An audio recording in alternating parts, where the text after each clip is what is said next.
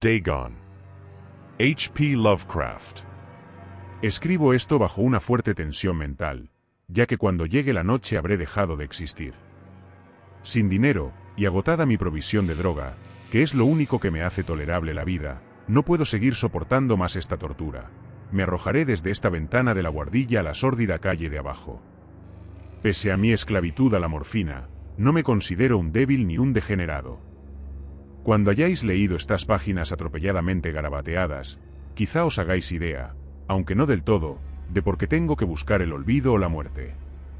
Fue en una de las zonas más abiertas y menos frecuentadas del anchuroso Pacífico donde el paquebote en el que iba yo de sobrecargo cayó apresado por un corsario alemán. La Gran Guerra estaba entonces en sus comienzos, y las fuerzas oceánicas de los hunos aún no se habían hundido en su degradación posterior. Así que nuestro buque fue capturado legalmente, y nuestra tripulación tratada con toda la deferencia y consideración debidas a unos prisioneros navales. En efecto, tan liberal era la disciplina de nuestros opresores, que 5 días más tarde conseguí escaparme en un pequeño bote, con agua y provisiones para bastante tiempo.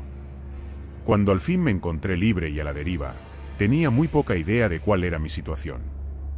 Navegante poco experto, solo sabía calcular de manera muy vaga, por el sol y las estrellas, que estaba algo al sur del Ecuador. No sabía en absoluto en qué longitud, y no se divisaba isla ni costa algunas. El tiempo se mantenía bueno, y durante incontables días navegué sin rumbo bajo un sol abrasador, con la esperanza de que pasara algún barco, o que me arrojaran las olas a alguna región habitable.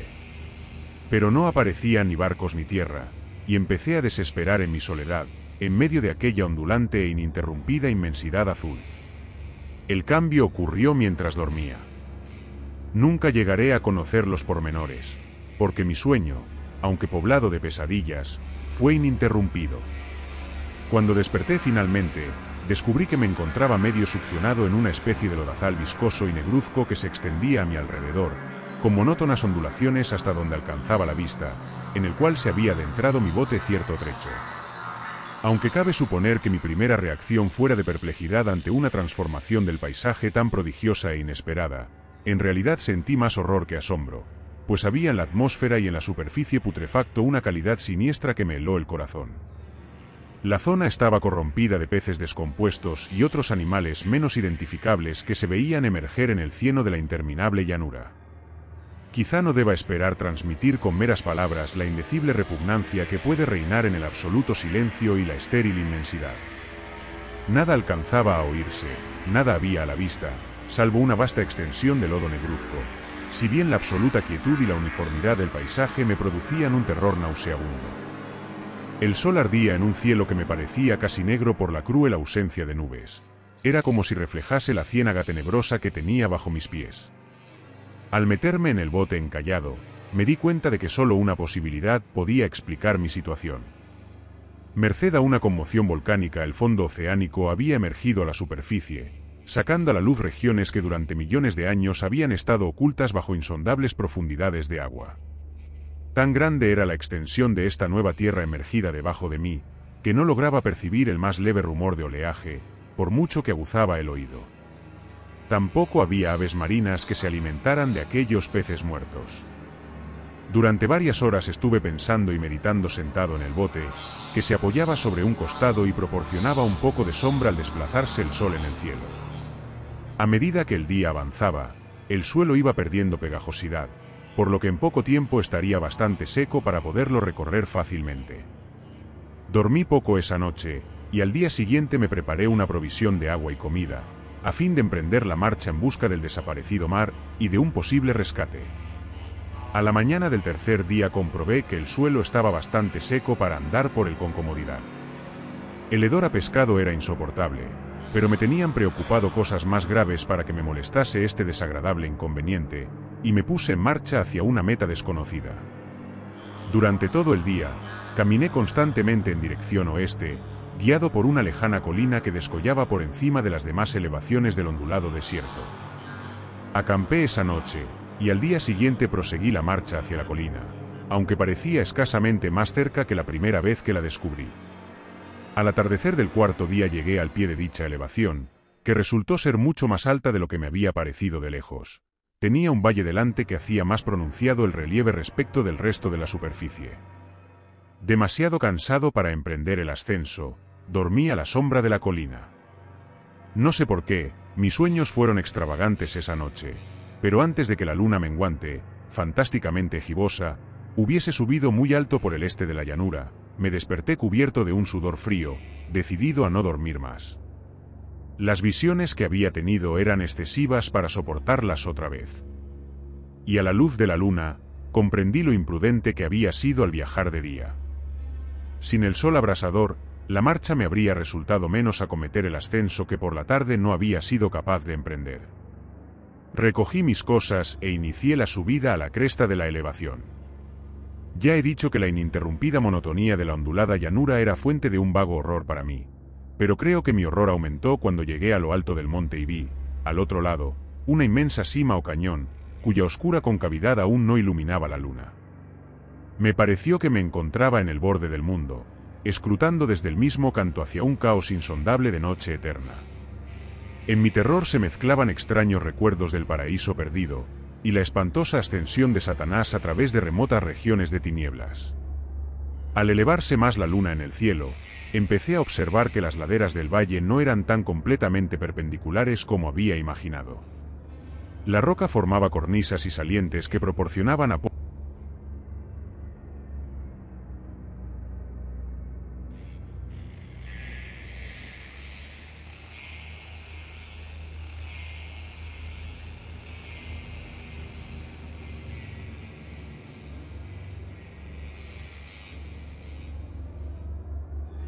De repente, me llamó la atención un objeto singular que había en la ladera opuesta, el cual se erguía enhiesto corno a un centenar de yardas de donde estaba yo. Objeto que brilló con un resplandor blanquecino al recibir de pronto los primeros rayos de la luna ascendente. No tardé en comprobar que era tan solo una piedra gigantesca, pero tuve la clara impresión de que su posición y su contorno no eran enteramente obra de la naturaleza. Un examen más detenido me llenó de sensaciones imposibles de expresar, pues pese a su enorme magnitud y su situación en un abismo abierto en el fondo del mar cuando el mundo era joven, me di cuenta, sin posibilidad de duda, de que el extraño objeto era un monolito perfectamente tallado, cuya imponente masa había conocido el arte y quizá el culto de criaturas vivas y pensantes. Confuso y asustado, aunque no sin cierta emoción de científico o de arqueólogo, examiné mis alrededores con atención. La luna, ahora casi en su cenit, asomaba espectral y vívida por encima de los gigantescos peldaños que rodeaban el abismo, y reveló un ancho curso de agua que discurría por el fondo formando meandros, perdiéndose en ambas direcciones, y casi lamiéndome los pies donde me había detenido. Al otro lado del abismo, las pequeñas olas bañaban la base del ciclópeo monolito, en cuya superficie podía distinguir ahora inscripciones y toscos relieves. La escritura pertenecía a un sistema de jeroglíficos desconocido para mí, distinto de cuantos yo había visto en los libros, y consistente en su mayor parte en símbolos acuáticos esquematizados tales como peces, anguilas, pulpos, crustáceos, moluscos, ballenas y demás. Algunos de los caracteres representaban evidentemente seres marinos desconocidos para el mundo moderno, pero cuyos cuerpos en descomposición había visto yo en la llanura surgida del océano. Sin embargo, fueron los relieves los que más me fascinaron.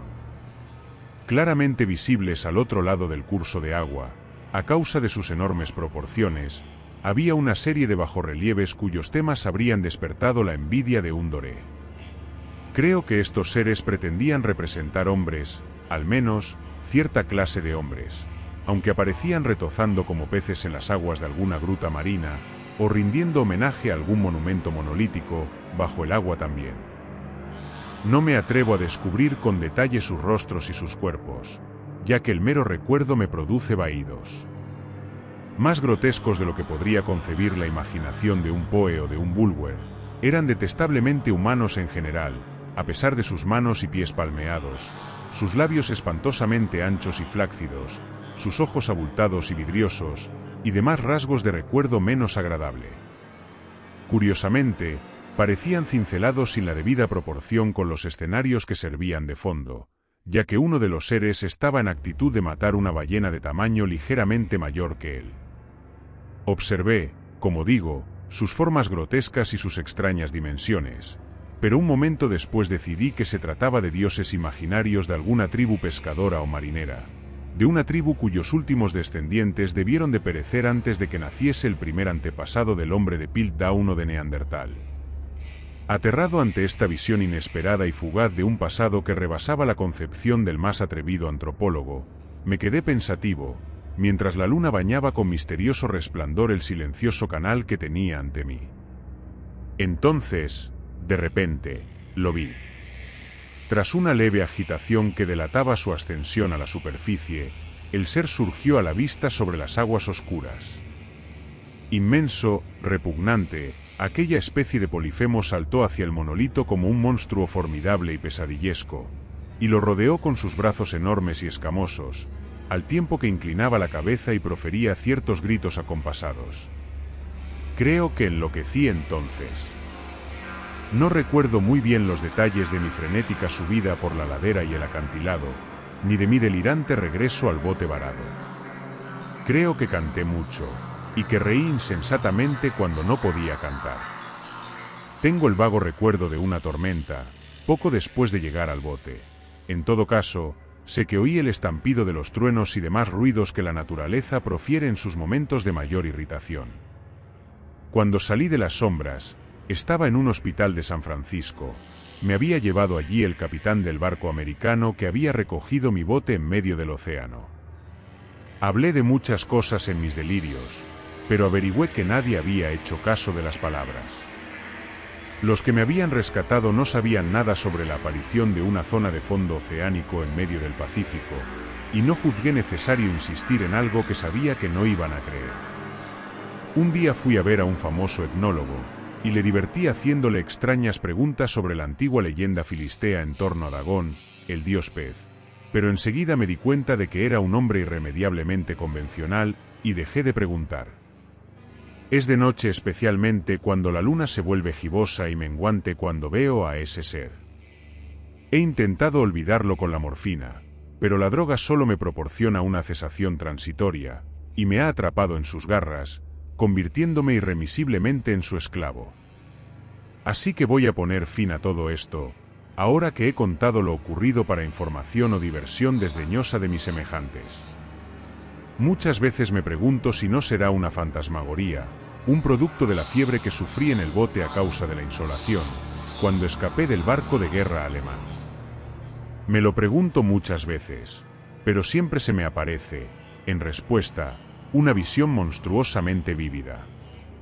No puedo pensar en las profundidades del mar sin estremecerme ante las espantosas entidades que quizá en este instante se arrastran y se agitan en su lecho fangoso, adorando a sus antiguos ídolos de piedra y esculpiendo sus propias imágenes detestables en obeliscos submarinos de mojado granito. Pienso en el día que emerjan de las olas, y se lleven entre sus garras de vapor humeantes a los endebles restos de una humanidad exhausta por la guerra, en el día en que se hunda la tierra, y emerja el fondo del océano en medio del universal pandemonio. Se acerca el fin. Oigo ruido en la puerta, como si forcejeara en ella un cuerpo inmenso y resbaladizo. No me encontrará. Dios mío, esa mano. La ventana. La ventana.